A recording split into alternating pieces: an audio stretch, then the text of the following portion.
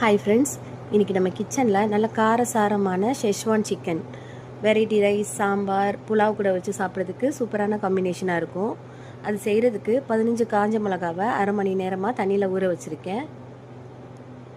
ஊறின காஞ்ச மிளகாவை மிக்சர் ஜாரில் சேர்த்து கொரப்பாக அரைச்சி எடுத்துக்கலாம். இங்கே 1/2 கிலோ சிக்கன் எடுத்து வச்சுருக்கேன். அதில் 1 டேபிள் ஸ்பூன் அளவுக்கு சால்ட் சேர்த்துட்டு அரைச்சி வச்சுருக்க சில்லி பேஸ்ட்டையும் சேர்த்து நல்லா மிக்ஸ் பண்ணி ஊற வச்சுக்கலாம். அரை மணி நேரம் கழித்து கடாயில் 5 டேபிள் ஸ்பூன் அளவுக்கு ஆயில் சேர்த்துக்கிறேன். எண்ணெய் நல்லா சூடானதுக்கப்புறம் ஒரு பெரிய வெங்காயத்தை குட்டி குட்டியாக கட் பண்ணி சேர்த்துக்கலாம்.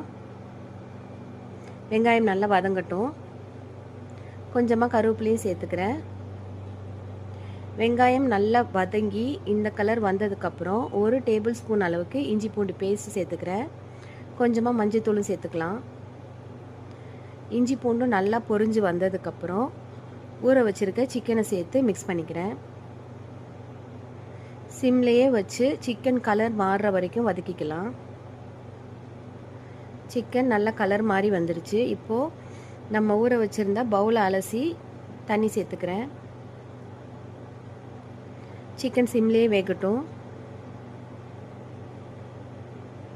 சிக்கன் நல்லா வெந்துருச்சு. இன்னும் கொஞ்சம் சுருளட்டும். இப்போது நல்லா ரெடி ஆயிடுச்சு. நம்மளோட சிக்கனை சாப்பிட்டு என்ஜாய் பண்ணலாம்.